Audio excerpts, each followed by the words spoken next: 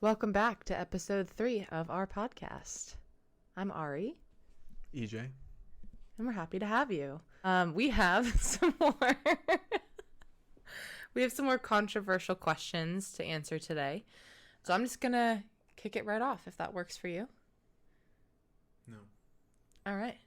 Question number 1. In our relationship, how do we handle conflicts and disagreements? And what are our communication strategies to ensure healthy resolutions? You have a thought? Yeah.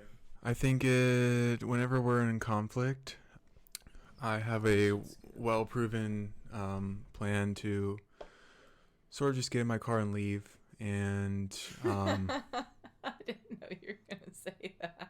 Things will sort of just work out over time. I don't think there's much to talk about. I'm right in my mind, she's right in hers. And then, over time, that gap of getting into an argument and just leaving will, probably widen as we stay together, and then discrepancies will just rise.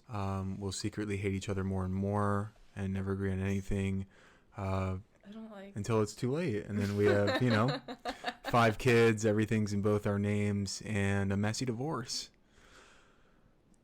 Yeah, that's actually what our first couple years of our relationship was. I would sort of just leave and walk away from the conversation. Now we live together. Past, a few years of our relationship has been the best for me because, yes, we're still together as we were when things weren't good, but we both have worked on our individual selves a lot.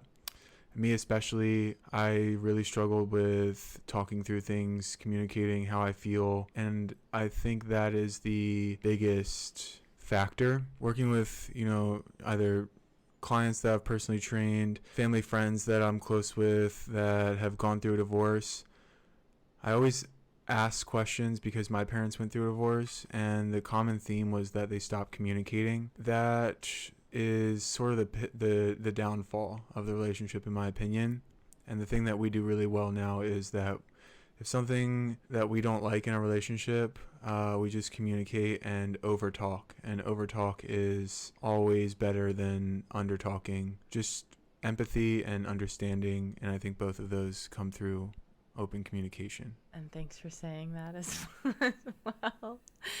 I don't think we have a strategy, so to speak. I think our relationship is a little bit unique because we met when we were so young, and there was still a lot of individual change that had to happen, in my opinion. There was a huge gap between where we are now and where we were when we were 18 years old. So I think when you're combining growing pains with a serious relationship, that's why it was so difficult. But I also think it requires trust, and it just took a few years to get past those growing pains in order to trust the other one. And now, when he communicates something that he needs in our relationship, I really do feel like it's for the best of our relationship. And I think that kind of trust just takes time and practice. I think it might maybe be a little easier if you're meeting your significant other a little bit older, because they're already more set in pretty much who they're going to be the rest of their lives, at least foundationally. So you can trust that there's not going to be a lot of change happening, over a longer period of time. So I don't think there's a specific strategy. I think it really just comes down to trusting that the person that you're with is coming from a good angle and is doing it for the benefit of the both of you, not just a one-sided, I need this type of thing. Yeah, it's always give and take. I think as long as you understand the intentions behind everything, even if, I make a mistake, if I communicate what my intentions were, then that mistake can be lightened because she knows where my heart and mind were trying to be, even if it didn't end up there. Yeah, I think it just comes down to being honest about where you're coming from when you're when you're asking something of me. You're also sharing with me a deeper side to you as to why you need that, whether it's from a past trauma or something just that makes you feel good. I understand the motive behind it, and I'm also understanding more about who he is. Anything else or next one? Okay.